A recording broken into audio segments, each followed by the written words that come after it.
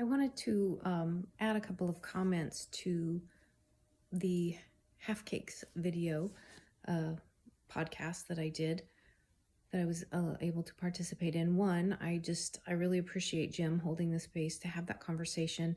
I felt like I had trouble finding my words that day, and he did a fabulous job um, bringing things together and integrating them.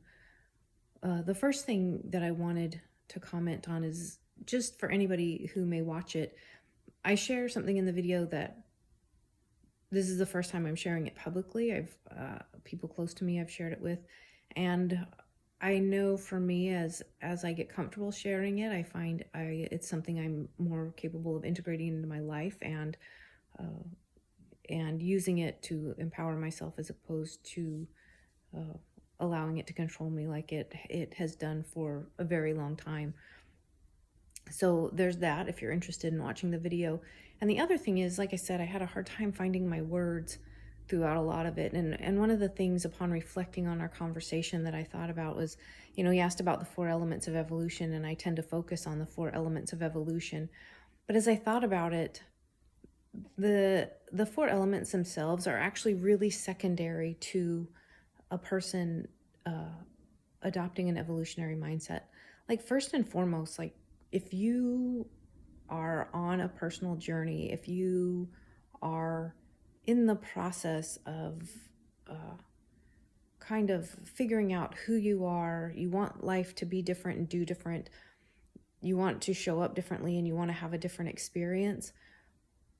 At the end of the day, I know I talk about the four elements all the time, but they are secondary to the foundation of adopting an evolutionary mindset. And when I say that, I mean that we have to understand it's not about getting life right. If we look at evolution from the biological perspective, it's not about one right way. It is the plant, animal, person's ability, the human's ability to show up in an environment and adapt to that environment in a functional way. That's what evolution does. And on a conscious evolution, from a conscious evolution perspective, it's the same thing.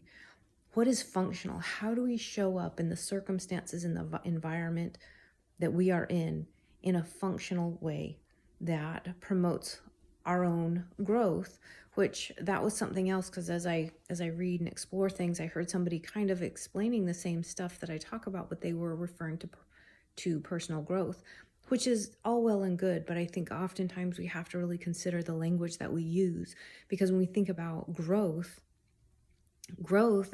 in and of itself is not always helpful or beneficial, or exponential growth is not always helpful. If you think about a vine just growing out of control, if you think about cancer growing out of control without an objective, without paying attention to the feedback from the environment that it's in. And that's the difference when we think about adopting an evolutionary mindset as opposed to just personal growth, is we are dialed into the feedback that we're getting from the environment that we're in, and we're really paying attention to not only where we benefit, how we can benefit the world, how we can show up in a way that is a win-win for everybody.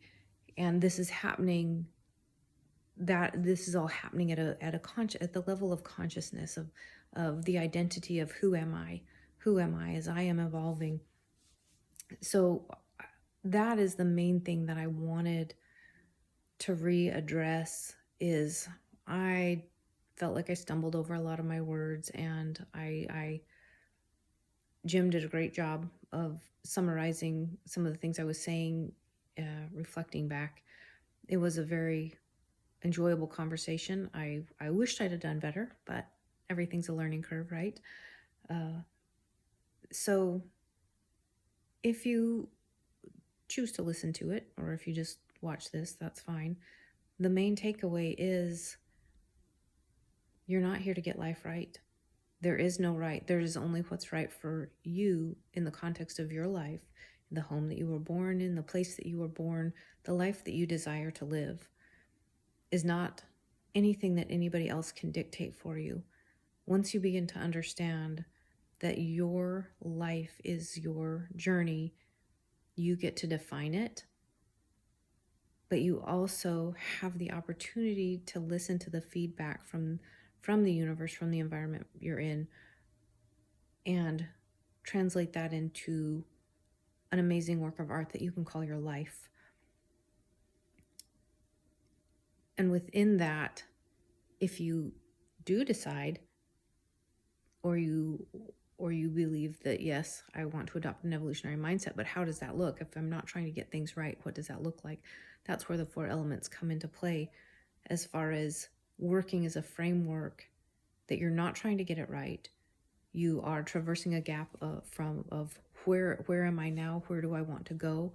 And the 4 elements of awareness, forgiveness, vision, and surrender encapsulate that, can encapsulate that for you, and if you choose to work with them. So if you do enjoy the video, Jim does a lovely job, and happy evolving.